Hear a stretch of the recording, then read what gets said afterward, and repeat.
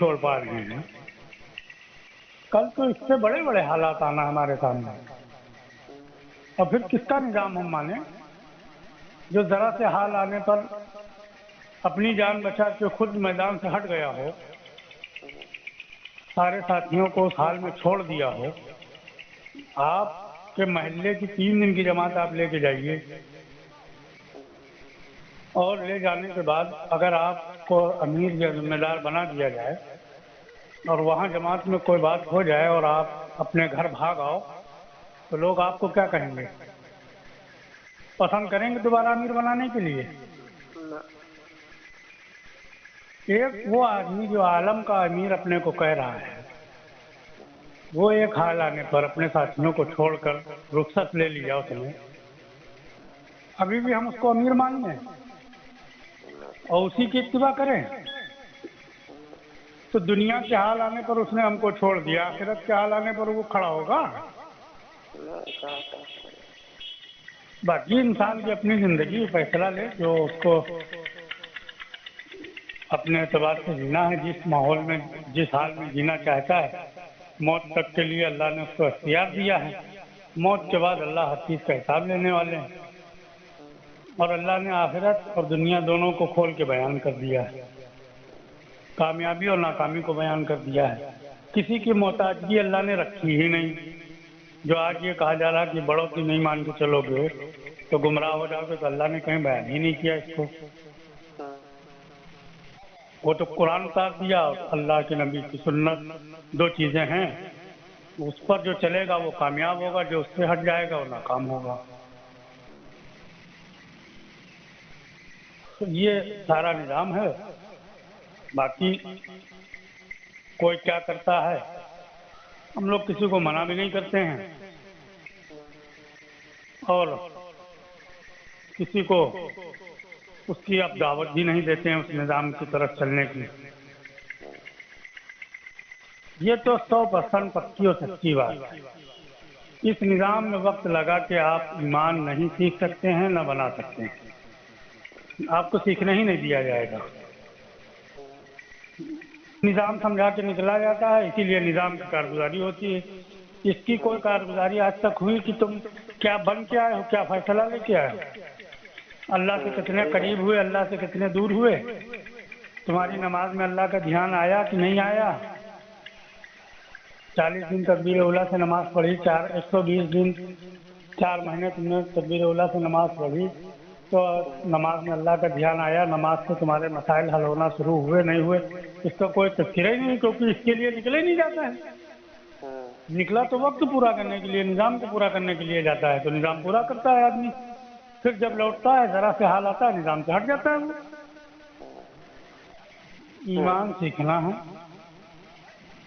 बाकी इसमें अगर आप ये परवाह करोगे कि लोग हमसे न टूटें, लोग हमसे न खफा हों, तो अल्लाह के नबी की सीरत देखो। जैसे ही कलमा पेश किया, सबसे पहले चचा ने मुखालिफत की, सबसे पहले खानदान से मुखालिफत हुई, घर से मुखालिफत हुई। तो यहाँ तो बस ये है कि आपको किनारे ही होना पड़ेगा। अगर अपनी ज़ात बनानी है, अपने मसाइल नमाज से हल कराने पड़ेंगे। इतनी मेहनत करनी पड़ेगी कि हमारे मसाइल नमाज से हल हों। बाकी घर वालों के मसाइल हैं, उनको आप जिस रास्ते में, जिस शक्ल में आप जा रहे हो, वहाँ से लाओ, उनकी हाजतें पूरी करो, और उसमें जो अल्लाह ने और लोगों का हक रखा है उनका भी अदा करते रहो। जो कमा के लाओ उसमें जिनका हक है वो अदा करते रहो। उनके लिए उनको पत्थर नहीं बंधवाए। उनके यहाँ तो जो फाके हुए, तो उन्होंने अपने जो नहीं जाते थे, उन्होंने अपने बीवी बच्चों का वो माहौल बनाया था कि वो साहबी रसूल हैं, और बीवी भी फाके से है, खुद भी फाके से हैं। वो जंगल चले गए अपने फाके को जाहिर न होने पाए लोगों पर, और बीवी ने घर में आग जला दी कि जब धुआं उठेगा तो लोग समझेंगे इनके घर खाना बन रहा है। तो अगर वो माहौल बन जाता है कि हर एक की निगाह घर में अल्लाह की तरफ हो जाए, उसकी मेहनत करते रहना है। تو پھر آپ جاؤ نہ جاؤ کوئی مطلب ہی نہیں ہے، کیونکہ آپ کی بیوی بچے آپ سے سوال کریں گے ہی نہیں۔ تو ہم اس لیے نہیں جا رہے ہیں کہ ہم ان کے رب ہیں، ہم اس لیے جا رہے ہیں کہ ان کے حقوق ہیں ہمارے اوپر،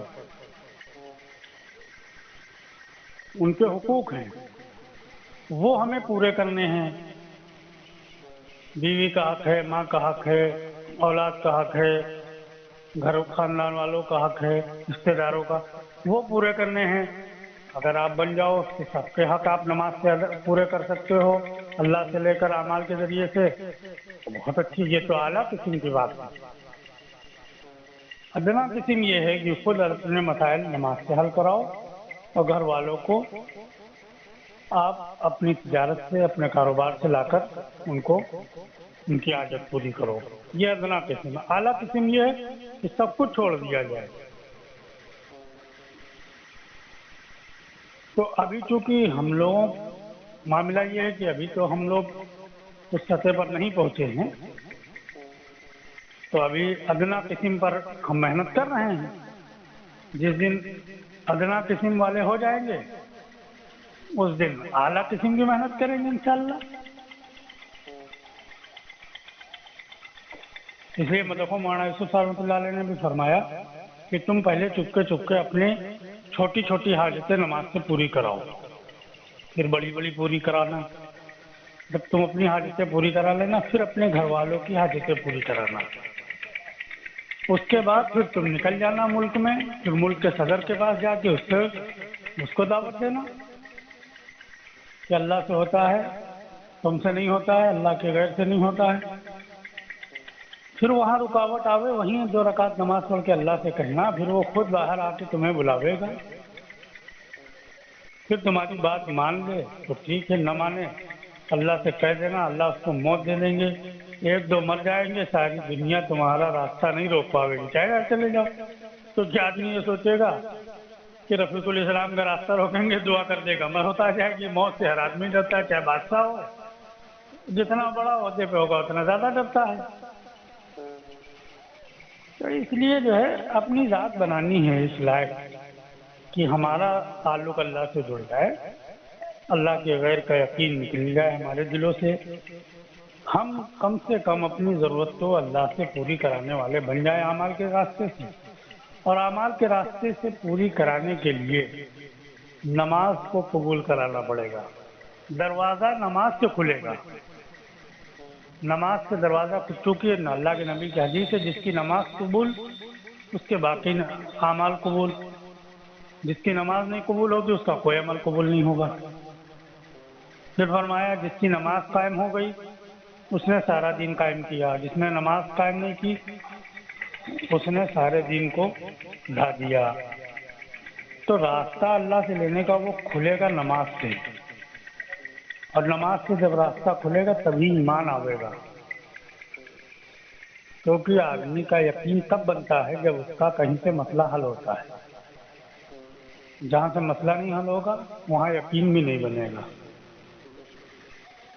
تو چونکہ ابھی اعمال سے ہم نے اپنا کوئی مسئلہ نہیں حل کرا ہے، اس لیے اعمال پر یقین نہیں ہے، اور اللہ کے غیب پر یقین ہے، تجارت پر یقین ہے، کھیت والے کو کھیتی پر یقین ہے، ملازمت کرنے والے کو ملازمت پر یقین ہے، لیکن اس کو نماز پر یقین نہیں، کیونکہ اس کا مسئلہ جو ہے وہ کھیت سے پورا ہو رہا ہے، نوکری سے جو تنخواہ مل رہی ہے اس سے پورا ہو رہا ہے، اسی طریقے سے تجارت سے پورا ہو رہا ہے، تو اس کا یقین وہاں ہے، نماز پر نہیں ہے۔ اس لیے جب آپ اس کے سامنے نماز سے ہونے کی بات کرو گے، اعمال سے ہونے کی بات کرو گے تو یہ رد کر دے گا، یہ انکار کر دے گا، کیونکہ اس رخ پر تو محنت ہو نہیں رہی، ورنہ اس رخ پر لوگوں کو چلایا جا رہا ہے۔ اور اس میں یہ تو سب برداشت کرنا پڑے گا، لوگوں کی مخالفت برداشت کرنی پڑے گی، لوگوں سے قطع تعلق بھی ہوگا وہ بھی برداشت کرنا پڑے گا۔ جب سید الانبیاء کا قطع تعلق گھر سے شروع ہوا اور اس درجے تک پہنچ گیا کہ 3 سال شعبہ ابی طالب میں رہنا پڑا، تو ہم اور آپ کیا ہیں؟ ہم مطلب 1.25 लाख کم و بیش انبیاء علیہ السلام کی تعداد جن کی مخالفت کلمے پر ہوئی، اور ہم اور آپ یو پی اور آسام میں رہ کر کلمہ بولیں اور مخالفت نہ ہو، یہ تو ہو ہی نہیں سکتا ہے۔ کلمہ تو بولے گا، اس کی مخالفت ہوگی، اس لیے لوگوں نے کلمہ بولنا چھوڑا، کیونکہ جب کلمہ بولا تو دنیا نہیں آئی، دنیا بھاگتی تھی۔ دنیا کی عزت اور دنیا کی مال، دنیا کا عہدہ، یہ جب کلمہ بولا تو بھاگا، اور جب کلمہ چھوڑا تو آیا۔ اب مولانا الیاس صاحب رحمۃ اللہ علیہ نے کلمہ بولا تو موٹر سائیکل بھی نہیں میسر تھی، بلکہ جو کچھ تھا بھی وہ بھی لگا دیا۔ مولانا یوسف صاحب رحمۃ اللہ علیہ کلمہ بولتے تھے تو انڈیا میں یہ بھی نہیں پسند کرتے تھے کہ پلین سے کہیں شرکت کریں اجتماعات میں یا کسی صوبے میں کوئی تقاضے پر۔ کہ ایک مرتبہ مولانا کو کہیں سفر کرنا تھا تو وہاں سے لوگ آئے تو کہنے لگے حضرت ہم چاہتے ہیں کہ آپ کا پلین سے ٹکٹ کرا دیں تاکہ، تو مولانا نے کہا کیا؟ ہم یہ چاہتے ہیں کہ جو لوگ آسمانوں میں اڑ رہے ہیں وہ زمین پر آ جائیں، تم ہمیں زمین سے ہوا میں اڑانا چاہتے ہو؟ تو کہا نہیں، ہم یہ نہیں چاہتے ہیں حضرت، ہم یہ چاہتے ہیں کہ آپ کا وقت بچ جائے کرنے کے نہیں۔ آخری درجے کی بات یہ ہے کہ ٹرین سے ہم سفر کریں گے۔ اب جب کلمہ بولا چھوڑا گیا اسی نظام الدین میں، تو دیکھو کروڑوں کی گاڑی میں لوگ گھوم رہے ہیں، الگ رہائش، الگ، کوئی جا نہیں سکتا، کوئی مل نہیں سکتا، کوئی اپنی بات کہہ نہیں سکتا، کوئی سوال پوچھ نہیں سکتا۔ اللہ کے نبی اور صحابہ کے درمیان یہ معاملہ تھا کہ صحابہ کے صحابہ ہیں، غیر بھی آپ کے پاس آ کر اپنی بات کو کہتے تھے، اپنا مسئلہ رکھتے تھے، آپ اس کا حل بھی بتلاتے تھے۔ صحابہ کو حل اعمال سے بتلاتے تھے، اور جو ایمان والے نہیں تھے ان کو حل سبب سے بتلاتے تھے آپ۔ پھر جانوروں نے آ کر بھی اپنا مسئلہ رکھا، تو اتنی سکوٹی میں اگر اللہ کے نبی رہتے تو جانور پہنچتے آپ تک؟ بھیڑیا پہنچ جاتا؟ بھیڑیا اپنا مسئلہ لے کے آیا، اونٹ اپنا مسئلہ لے کے آیا، لوگ اپنا مسئلہ لے کے آتے تھے، مدینے کے باہر سے بھی لوگ آتے تھے، اور جو دشمن ہوتے تھے جان کے، لیکن آ کر سامنے بیٹھ کر بات کرتے تھے اللہ کے نبی۔ آپ کی سنت پر عمل کر رہے ہو کہ کوئی آپ سے سوال کر لے تو وہ کافر کہہ دیا جائے، کوئی آپ کو خط لکھ دے تو وہ گمراہ کہہ دیا جائے۔ آپ کس دنیا میں رہنا چاہتے ہو؟ کس نبی کی سنت پر عمل کرنا چاہتے ہو؟ کہیں آپ سفر کریں تو آپ کی سکیورٹی اتنی سخت ہو کہ کوئی آدمی آ کے آپ کے پاس اپنا مسئلہ نہیں رکھ سکتا ہے، اس کے لیے آپ نے ڈپارٹمنٹ بنا دیے۔ جیسے گورنمنٹ نے بنایا کہ آپ کو کوئی شکایت ہے تو اپنے تھانے میں، پھر اپنے کلکٹر کے پاس، پھر آگے آپ کی سنی جائے گی، ویسے ہی تبلیغ والوں نے بنا دیا، پہلے آپ حلقے میں رکھو، پھر ضلع میں جائے گا، پھر صوبے میں جائے گا، پھر صوبے سے ملک کے مشورے میں جائے گا، پھر وہاں جائے گا، تو آپ کی بات کہاں پہنچی؟ بھائی جب اتنے راستوں میں فلٹر ہوگی، ایک تو پہنچے ہی نہیں، اگر پہنچ بھی جائے گی تو فلٹر ہو کے پہنچے گی نا، جو آپ نے سوال رکھا وہ تو نہیں پہنچے گا۔ تو یہ کس نبی کی صورت، کس انبیاء کی سنت پہ آپ عمل کر رہے ہو؟ آپ کہہ رہے ہو نبیوں والا کام ہے، یہی کام ہے اللہ کے نبی کی۔ آپ احادیث اٹھا کر دیکھو، اللہ کے نبی کوئی بات فرماتے تھے، صحابہ کو نہیں سمجھ میں آتی تھی، آپ اور صحابہ فوراً آپ سے رجوع فرماتے تھے۔ اور آپ اس کو سمجھاتے تھے، اس کا جواب دیتے تھے۔ آپ سے کوئی سوال بھی نہیں کر سکتا ہے، آپ سے کوئی بات نہیں کر سکتا ہے۔ تو اگر کسی کے دل میں کوئی بات ہے، کوئی سوال پیدا ہوا ہے، کوئی چیز سمجھنا چاہتا ہے، کس سے سمجھے گا جاتے ہیں؟ بات آپ نے کہیں سمجھنے کے لیے وہ اپنے حلقے میں جائے گا، وہ کیا سمجھائے گا؟ کیونکہ بات تو وہی سمجھا سکتا ہے جس نے کہی ہے، دوسرا کیسے سمجھائے گا؟ تو یہ حالات ہیں، ایسے ہی اللہ کی طرف سے حالات نہیں آئے ہیں۔ جس جگہ سے یہ دعویٰ کیا جاتا ہو یہ نبیوں والا کام ہے، وہاں ایسے حالات آ جائیں کہ تالا پڑ جائے، تو ایسے ہی حالات آ گئے۔ پھر ہم ہی لوگ تو ممبر سے، اور یہی طبقہ تو ممبر سے بیان کرتا تھا کہ زمین پر ایک پتا نہیں گرتا اللہ کی مرضی کے بغیر۔ تو زمین پر پتا اللہ کی مرضی کے بغیر نہیں گرتا ہے، اور مرکز میں تالا اللہ کی مرضی کے بغیر لگ گیا۔ نہیں، آپ ہم کو بتاؤ، اللہ کی مرضی کے بغیر لگ گیا ہے؟ جو ہوتا ہے وہ اللہ ہی کی طرف سے۔ بنگلہ دیش کی اکثریت علماء نے بنگلہ دیش اجتماع میں شرکت نہیں کرنے دی اللہ کی مرضی کے بغیر۔ آپ ہم کو تو کہتے ہو کہ علماء کی اطاعت ضروری ہے، تو آپ نے وہاں خوریزی کرا دی، ہزاروں کی تعداد میں لوگ وہاں شہید ہو گئے، طلبہ شہید ہو گئے، علماء شہید ہو گئے، اور مسلمان شہید ہو گئے۔ تو آپ کو یہ حدیث سب نہیں آتی کہ اللہ کے کرنے سے ہوتا ہے؟ آپ لوٹ آتے، پاکستان کے دروازے آپ کے لیے بند ہوئے، تبلیغ کے لیے عرب کے دروازے بند ہوئے، تو مطلب خالی ممبروں سے یہ بات کہی جائے گی کہ دنیا میں حالات اعمال کی بگاڑ سے آتے ہیں۔ جب ہمارے اوپر حالات ہے تو ہم کو نہیں غور کرنا چاہیے کہ ہمارا کون سا عمل بگڑا ہے؟ تب یہ کہہ کے چھٹی لے لی جائے گی کہ حکومت کی سازش ہے، تو حکومت کو گالیاں دی جائیں گی، اور ممبر سے یہ بیان کیا جائے گا کہ دنیا میں حالات اعمال کی بگاڑ کی وجہ سے آتے ہیں۔ تو جب حالات آئے تھے تو اعمال درست کرنے چاہیے تھے نا۔ تو جب حالات آ جاتے ہیں تو آدمی کہتا ہے کہ وہ حکومت کی وجہ سے ہو رہا ہے، تو حکومت کی وجہ سے نہیں ہو رہا، اعمال کی وجہ سے ہو رہا ہے۔ جو عمل ہم کر رہے تھے وہ عمل ناقص تھے، ان عمل کا مقصد نکلا ہوا تھا۔ جیسے انسان کے جسم کا مقصد اس کی روح ہے، روح نہ ہو جسم بیکار ہے۔ ہر کام کا مقصد جو ہوتا ہے وہی اس کی روح ہوتی ہے۔ اب اس نظام کا مقصد جو تھا وہ تو نکل گیا، تو روح تو نکل گئی، اب بچا جسم، اس کی کیا ویلیو رکھے گی؟ اب بغیر روح کیا نظام چل رہا ہے؟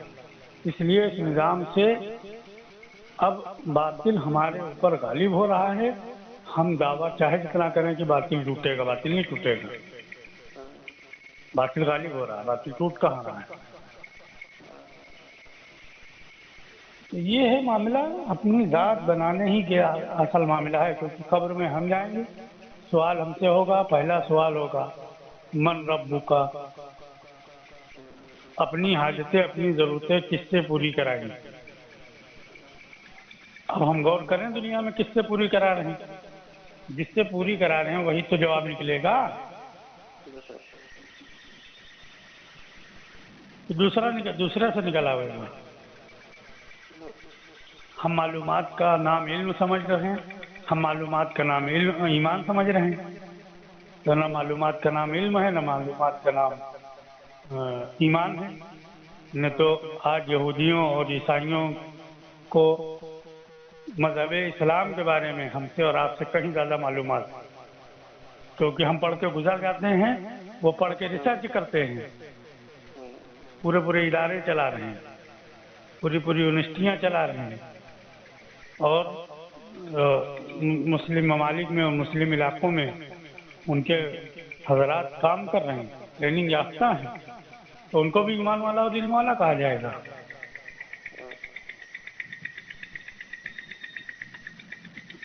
تو یہ ہے معاملہ، اس لیے ہم لوگ بھی تھوڑا سا فون نہیں کر رہے ہیں لوگوں کو، کیونکہ جو بات ہے وہ سامنے ہے، اب قرآن ہے، سنت ہے، کیونکہ یہاں کوئی محنت یہ نہیں ہے کہ آپ ہم سے جڑو یا آپ کسی ساتھی سے جڑ کے چلو، نہیں، یہاں تو کسی سے جوڑنے کا کوئی کام ہی نہیں. آپ اللہ سے جڑو، آپ قدم بڑھا دو گے اللہ رہبری کر دیں گے. ابراہیم علیہ السلام نے کفر کے ماحول میں قدم بڑھایا، اللہ نے رہبری کر دی، تو رہبری تو اللہ کریں گے. نیت کر کے قدم بڑھانا ہمارے ذمہ ہے.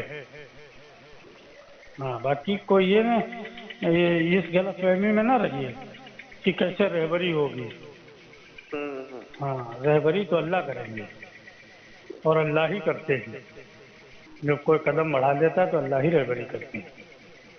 بس یہ ہے کہ وہ قدم جو بڑھ رہا ہو وہ اللہ کی امید کے ساتھ ہو اور اللہ کے غیر کی نا امیدی کے ساتھ ہو. امید نہ ہو اللہ کے غیر کی، قدم بڑھے گا پھر اللہ راستہ کھول دیں گے. جنگلات میں لوگ چلے گئے 40 سال اور 20 سال جنگلوں میں رہے، کس نے ان کی وہاں رہبری کی؟ کون امیر تھا وہاں؟ کون بڑے تھے وہاں؟ کون عالم تھا وہاں؟ کون مبلغ جاتے تھے وہاں تقریر سنانے؟ کون جاتا تھا وہاں گشت کرنے؟ کون جاتا تھا وہاں تعلیم کرانے؟ لیکن اللہ کے ولی بن کے لوٹے نہیں لوٹے. ساری دنیا ان کی ولایت کی قائل ہوئی نہیں ہوئی. پھر لوٹے ہیں تو اپنا بھی مسئلہ حل کیا اللہ سے اور لوگوں کا بھی مسئلہ حل کرایا. شیخ عبد القادر جیلانی رحمۃ اللہ علیہ کے مقابلے پر جب وہاں کا راجہ آیا تو ایسا نہیں کہ شیخ عبد القادر جیلانی رحمۃ اللہ علیہ وہ ساتھیوں کو چھوڑ کر کہیں جو ہے کنارے کھسک گئے اپنے بیوی بچوں کو لے کر. نہیں، اپنے ساتھیوں کو ایک دائرہ بنایا اور کہا کہ اس کے اندر رہنا، اس کے باہر نہ جانا. اور بڑے بڑے جادوگر، شاہی حکومت کے جو بڑے بڑے جادوگر تھے انہوں نے آپ کے گولے برسائے اور جتنے ان کو ہنر معلوم تھا وہ سارا استعمال کیا. ادھر اللہ کی قدرت ساتھ میں تھی، سب مغلوب ہو گئے. خود بھی امان میں رہے اور ساتھی بھی امان میں رہے. وہ بھی چاہتے تو ساتھیوں کو چھوڑ کے کھسک لیتے. اب جب آدمی اپنی ذات پر محنت کر کے نہیں بنے گا تو حالات آنے پر کنارہ تو ڈھونڈے گا ہی.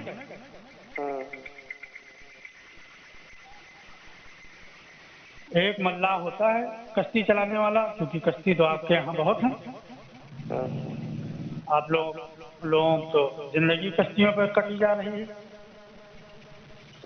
اتنی بارش کی اتنا پانی ہی ہوتا ہے. چلانے والا ایک ہوتا ہے، دو ہوتے ہیں، اگر بڑی ہے تو دو ہوتے ہیں. جب وہ ندی میں پلٹ جاتی ہے تو ندی سے پانی میں، چاہے ندی کا پانی ہو یا جھیل کا پانی ہو، تالاب کا ہو، جب وہ پلٹ جاتی ہے تو سب اپنی اپنی جان بچانا، جو بیٹھے ہوتے ہیں اس پر سب اپنی اپنی جان بچانے کی فکر کرتے ہیں. لیکن کشتی چلانے والا سب کو بچانے کی فکر کرتا نہیں کرتا ہے کہ وہ اپنی جان بچا کے بھاگ لیتا ہے. کیا کرتا ہے وہ سب کو بچانے کی فکر اس لیے کرتا ہے کیونکہ اس نے اس کا ہنر سیکھا ہے. اب اس کے پاس ہنر ہے تو وہ چاہتا ہے کہ سب بچ جائیں، کوئی نہ ڈوبے، تو وہ محنت کرتا نہیں کرتا ہے. اب ہمارے جیسے آدمی کو آپ کشتی دے دو اور پلٹ جائے تو اپنی ہی جان بچانا مشکل ہو جائے گی، ہم ساتھیوں کو کیا بچائیں گے؟ تو یہ ہوا ہے. مولانا یوسف صاحب رحمۃ اللہ علیہ کے زمانے میں اور مولانا الیاس صاحب رحمۃ اللہ علیہ کے زمانے میں بھی مرکز سے حالات آئے تھے، اور یہ حالات تو کچھ بھی نہیں تھے. یہ حالات کچھ نہیں تھے. ان کے زمانے میں جو حالات تھے وہ موت اور زندگی کے حالات تھے. انگریزوں کی طرف سے مولانا الیاس صاحب رحمۃ اللہ علیہ کے زمانے میں حالات آئے اور مولانا یوسف صاحب رحمۃ اللہ علیہ کے زمانے میں ملک کے بٹوارے کے حالات تھے. اب ان لوگوں نے مرکز کیوں نہیں چھوڑ دیا؟ کیوں نہیں چھوڑا؟ کیونکہ وہاں تو جان کا خطرہ تھا. اور اگر سمجھانے بجھانے والے آج سے مشورہ دینے والے تو اس زمانے میں بھی تھے. ہندوستان کے بڑے بڑے علماء، وہ علماء جو مسلمانوں کے لیے بڑی بڑی قربانیاں دے رہے تھے، ان حضرات نے جا کے مولانا یوسف صاحب رحمۃ اللہ علیہ سے کہا کہ آپ ہمارے ساتھ چلیں، جگہ کو چھوڑ دیجیے۔ اور مولانا یوسف رحمۃ اللہ علیہ بھی عالم اور سمجھانے والے بھی عالم، انہوں نے کہا کہ حضرت جان کا بچانا فرض ہے، تو حضرت نے فرمایا کہ سنیے، جان کا بچانا فرض نہیں ہے، ایمان کا بچانا فرض ہے۔ ان لوگوں نے مرکز نہیں چھوڑا، اور اسی مرکز میں جب حالات آئے تو اللہ سے کہہ کے اپنا مسئلہ حل کرا لیا۔ سب کی جان کی بھی حفاظت ہوئی، سب کے مال کی بھی حفاظت ہوئی، سب کی عزتوں کی بھی حفاظت ہوئی۔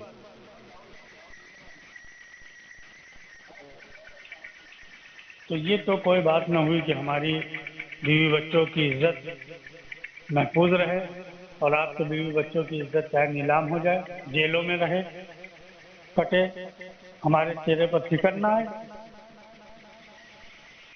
یہ کیا مطلب ہوا؟